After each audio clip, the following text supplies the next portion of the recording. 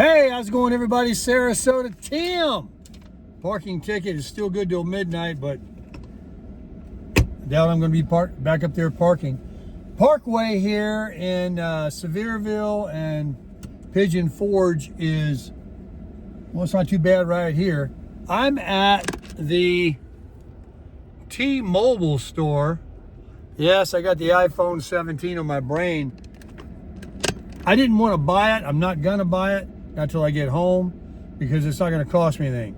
I get an $1,100 credit, but I would have to stay with T-Mobile for 2 years because they pay the credit every month. And that's how they get you to stay. Instead of the old contracts they used to have, they give you these phones and they give you these credits every month. And what they're wanting is the amount you pay every month for your service. You know, and my bill is $90 a month. That includes 250 gigs of hotspot. So I basically have home Wi-Fi and internet and cell service, mobile internet, mobile Wi-Fi, I mean, and for other devices like my Mac and everything for $90. You can't beat it. You just can't beat it. I'm on the Experience Beyond with 55 and older geezer plan, which you get an extra 15 or 10% off, and then auto pay another $5 off. So even when the guy looked it up and he goes, "Oh, you're on the good plan." So because of that plan, because I pay, more than $50 a month or whatever, is why they give you, because they want that $90 for 2 years guaranteed. Now, it's not guaranteed. I can quit them anytime. It's just that they'll quit what they gave me and demand you default on the deal. It's kind of like leasing a car for 2 years. And 6 months later, or the first year, you say, "I don't like this car anymore. I want to get out of it." And they're like, "Fine. Just give us 1 more year's payments." So something like that. So it will bite you if you don't stay with them. But I have no reason to leave.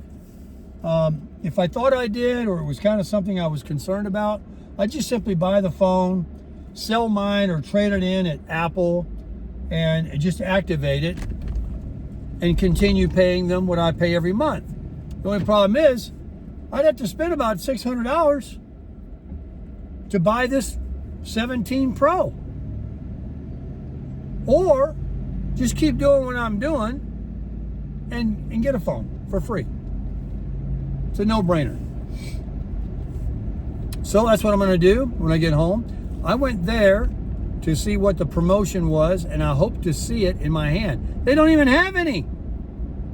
They said, "Well, it's an authorized T-Mobile. It's not a corporate store."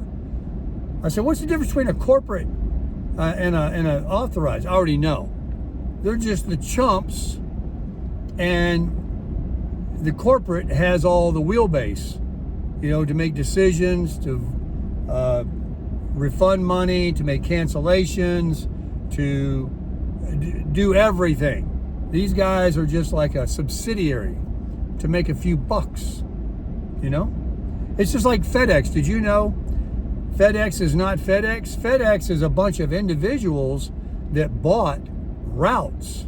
They bought into the company, and FedEx is now the corporate conglomerate that gets a royalty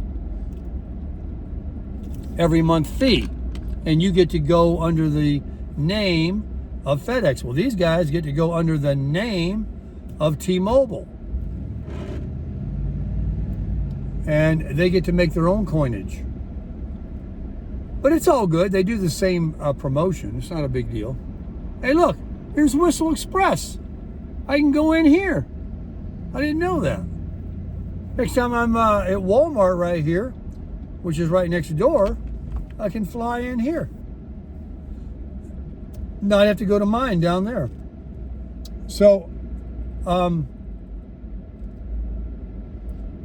that's what I did. I went over to, my legs are killing me. I want to go home and cook up some burgers.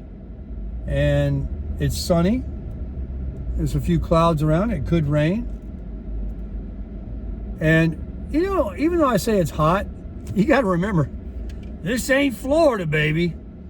So, what? 94 degrees? You know what it is, folks? I'll tell you what it is.